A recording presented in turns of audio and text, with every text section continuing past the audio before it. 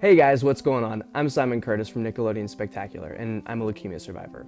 I'm here today to talk to you guys about Pennies for Patients, a community outreach project that you guys are getting ready to start that's going to benefit the Leukemia Lymphoma Society. Leukemia Lymphoma Society is trying to find a cure for blood cancer by the year 2015, and this is an amazing opportunity for you guys to be directly a part of that. So let's take a second and learn a little bit about leukemia, lymphoma, and myeloma. Everyone is born with a certain number of various cells. Red blood cells, which gives the red color to blood and takes oxygen all over the body. White blood cells fight against diseases. Platelet blood cells help stop bleeding.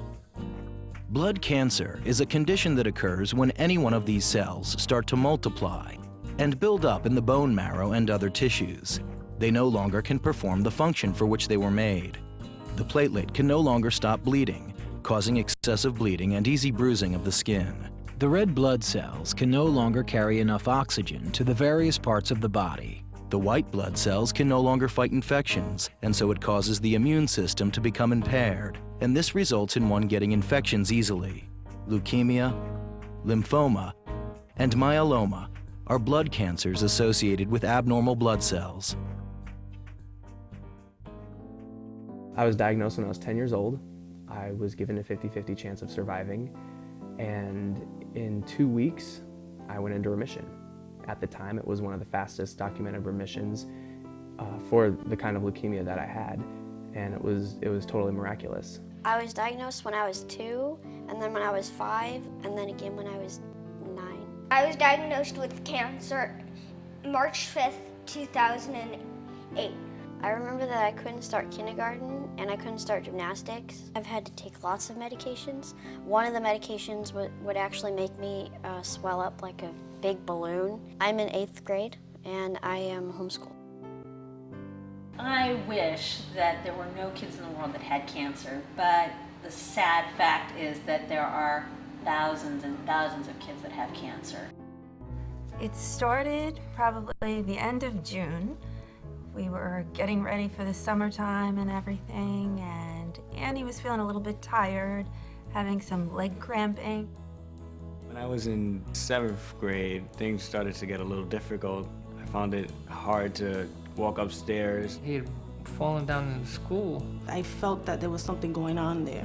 We brought her in for a full physical, said everything looked great. And we kind of told the doctor, look, we want a blood test. My wife took him to the doctor and she said, run whatever test you have to run. So we didn't think nothing of it.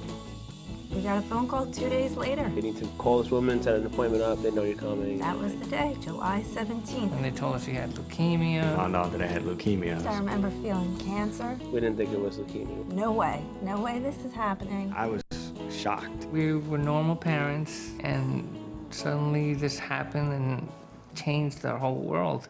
Tyler was in remission for about 1.5 years, but unfortunately he recently relapsed, which means that the cancer came back. So what the doctors have decided is the best way to kick this is a bone marrow transplant. What that means is he'll be going into the hospital. They'll knock out his current immune system, just take away his entire immune system and inject someone else's stem cells that will replace his immune system. I went to school one day and my music teacher gave me an audition form for a musical that was coming to town, Joseph and the Amazing Technicolor Dreamcoat. And it was the touring production and she wanted me to audition for it because they were auditioning local kids.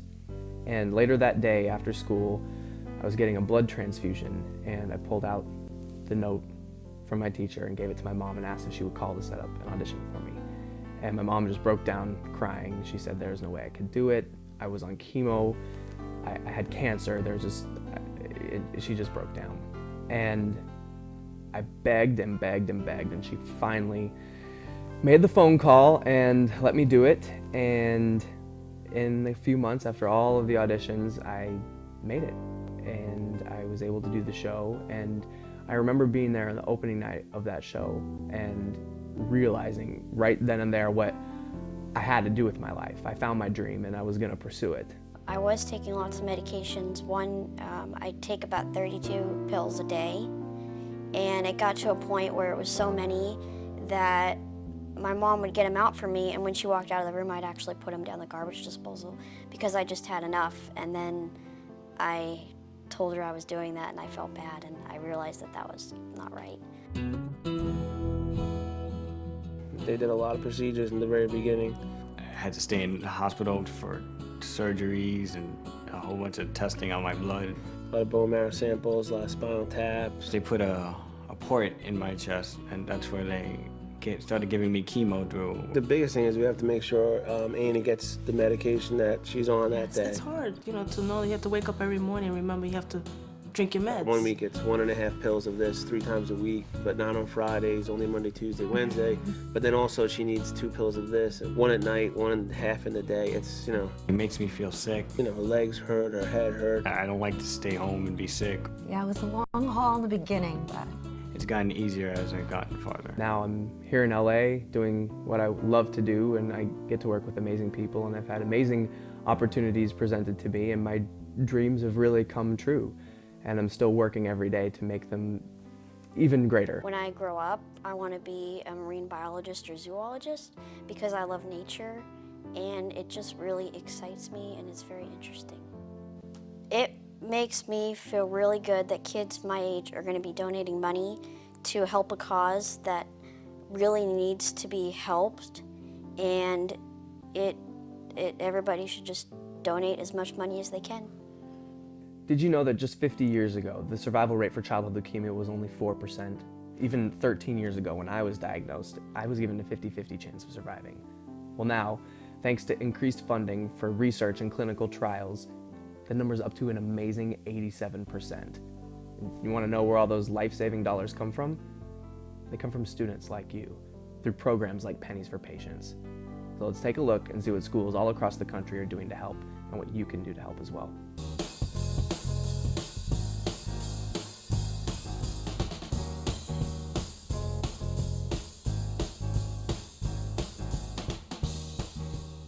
Pennies for Patients is a program that's been run for many years across the country. It all starts with 1 penny. You donate whatever change you may have in your pocket. Simple as just putting a penny in the jar. It could be pennies, dollar bills, spare change around the house. You get people bringing in 10, 20 pennies, maybe even like 100. Those pennies add up. The first week we raised $400. We collected $3,500. Raised $16 million in schools across the country.